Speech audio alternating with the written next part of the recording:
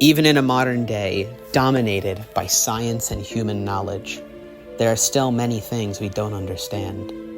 Many things beyond human comprehension, and will likely stay that way.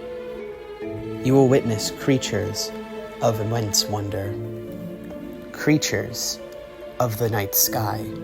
Creatures of the dark woods. Creatures that will boggle the imagination. And creatures that will make the superstitious question everything they thought they knew. Join me today as we learn what goes bump in the night. We'll be going over various different cryptids found in the United States. We'll be talking about where the legend came from, what they look like, how they act, and how dangerous they may be. Let's start off with perhaps the most recent entry, and also the safest. The Fresno Nightcrawlers.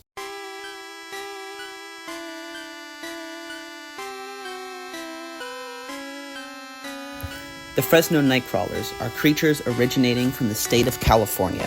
Their appearance is rather peculiar, being short in stature at around 0.5 to 1.5 meters. Their skin is completely white and don't seem to have any recognizable features. No eyes, nose, or mouth. Their long bodies mostly consist of their legs. These figures are rather elusive, as there has been very few sightings, and very recent ones at that, meaning the Fresno Nightcrawlers are either new or have managed to go undetected for a long time. The first sightings of these creatures was sometime in 2007 by a Fresno man via security camera. But 7 years later, on December 14th, a former Marine encountered a creature that is similar in appearance. This particular instance is referred to as the Carmel Area creature, but more sightings of similar-looking beings have took place. The second sighting shows two of these things, one being taller than the other, but the third sighting is perhaps the most interesting since it was recorded in Poland, meaning these creatures either travel or exist in other parts of the world, but are most common in America. As of now, the most recent sighting happened on April 25th of 2020. Many believe that these beings are some kind of alien. On the dangerometer, I will put these guys near the bottom, as they don't appear to be harmful in any way possible, and seem rather shy.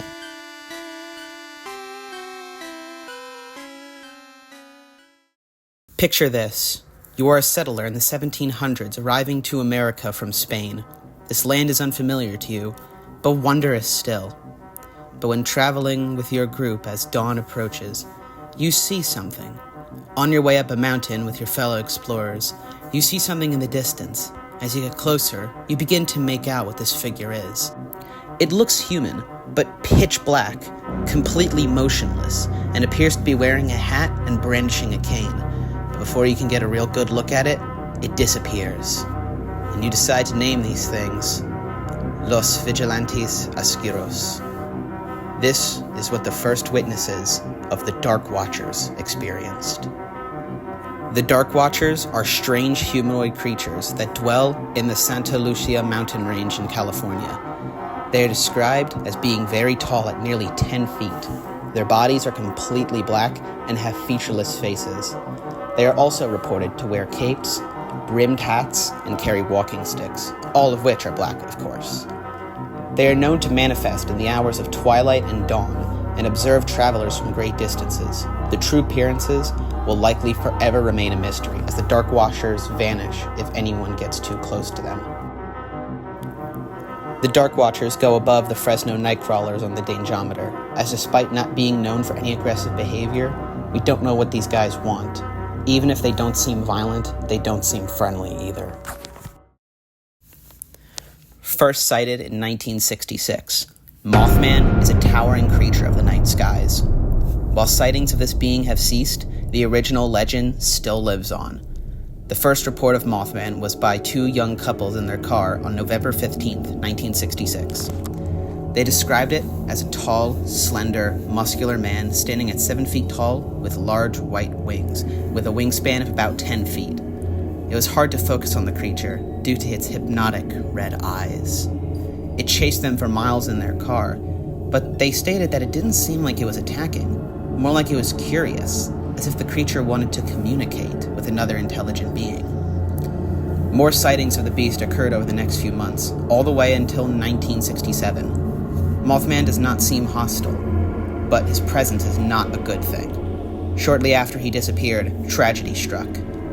On December 15th, 1967, the Silver Bridge in Ohio collapsed, claiming the lives of 46 people. Many believe that Mothman is behind the incident. Not necessarily that he himself destroyed the bridge, no, but that his presence was a bad omen and a warning of disaster. Mothman is a bit iffy on the dangerometer, as he is not known for aggression, but the fact he's present at all means tragedy.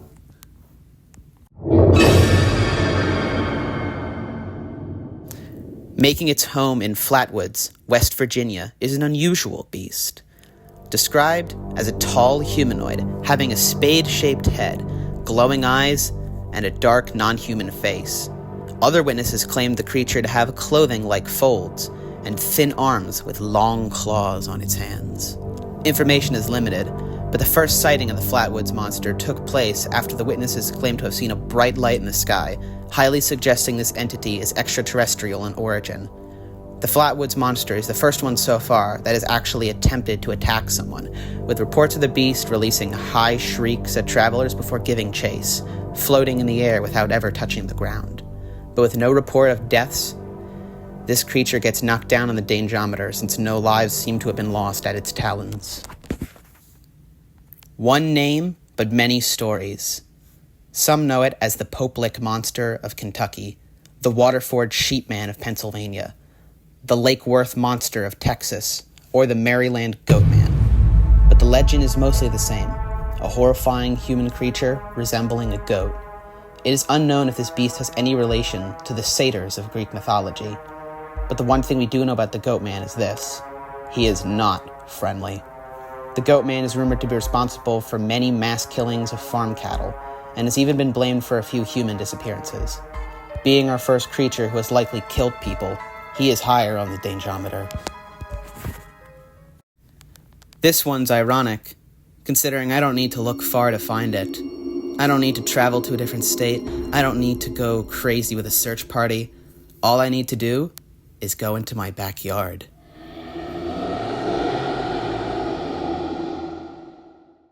The truth of what is said to prowl the Pine Barrens of New Jersey has been shrouded in mystery for over 300 years.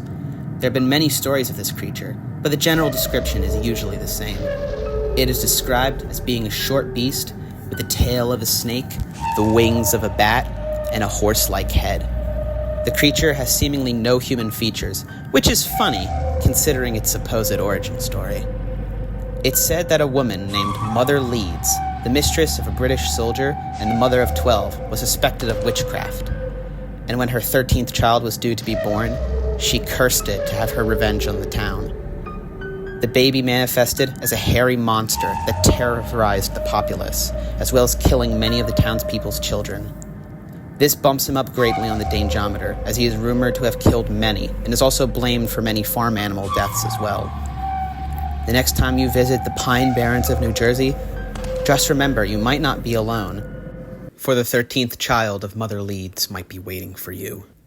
The Jersey Devil is on the prowl.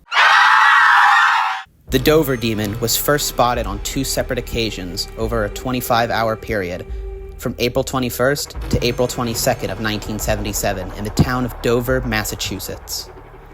First seen by 3 teenage boys on a night drive, the driver of the vehicle, Bill Bartlett, thought it was a dog or a cat, but soon realized the creature was something else entirely.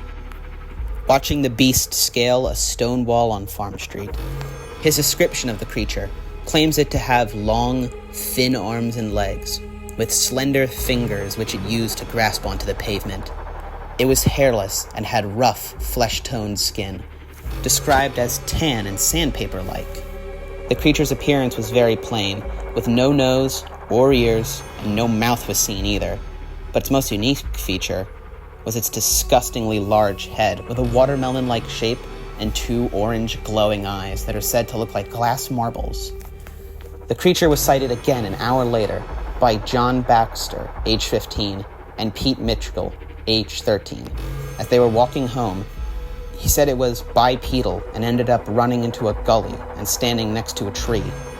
And the very next day, the Dover demon was spotted by Abby Brabham, age 15, and Will Traitner, age 18, who claimed it was hiding behind Will's car. The very first witness had this to say: "I, Bill Bartlett, swear on a stack of Bibles that I saw this creature." This creature has perhaps the most convincing story. Multiple sightings of the Dover demon, back-to-back from multiple witnesses who have no ties or connections to each other, and all of them gave the same description of the beast. This could not have been a coincidence, or a hoax. The Dover demon is lower on the dangerometer, as it has no reports of hostility, but is known to screech at people, seemingly with no intent to harm, just to scare. But I wouldn't take the risk if I were you. Despite these entities predating the United States itself, they have lived in this land for centuries, and are still here.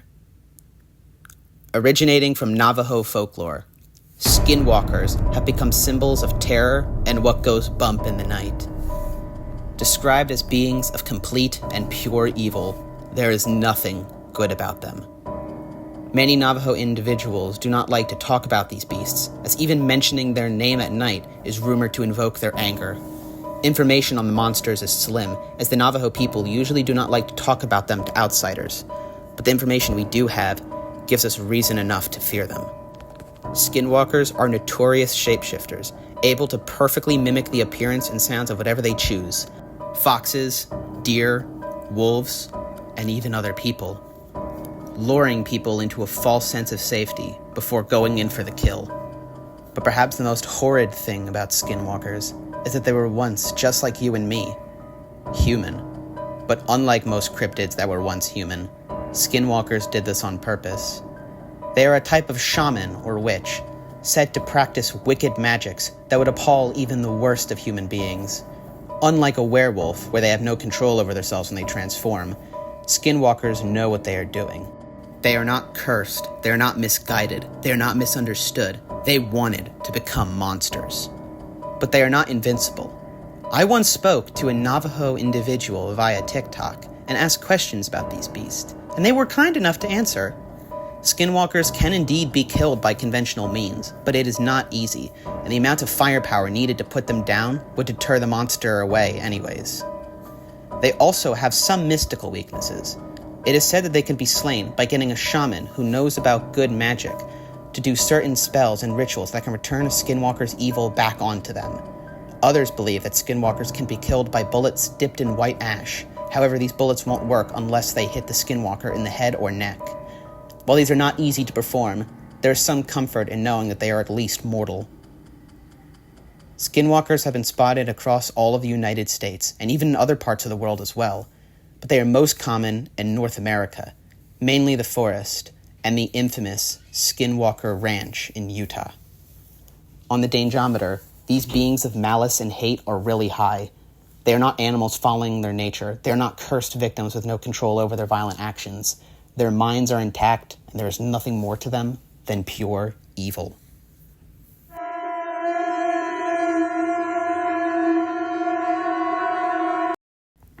Baffling the minds of travelers, supernatural investigators, and professional scientists for decades, the legend of this creature will remain a mystery, likely forever.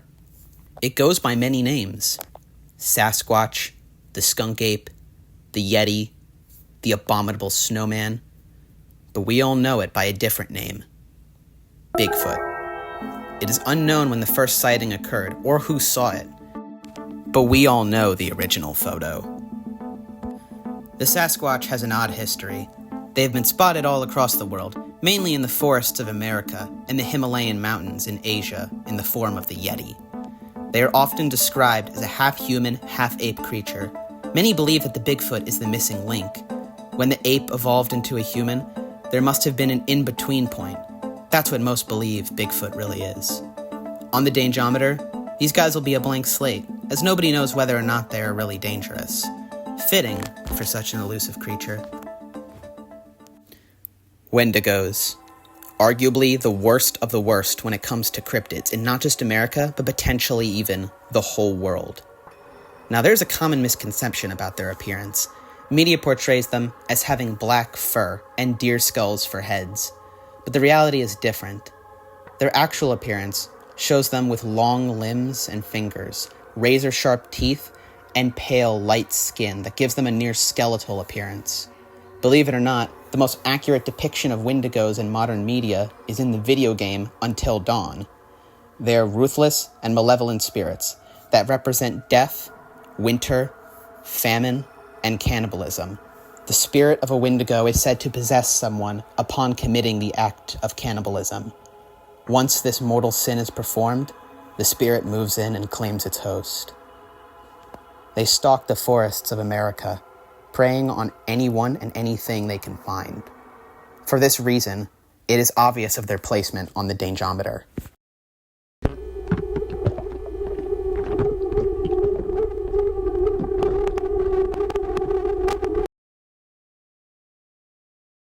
I think I left the back door open. I did. I think something got in the house.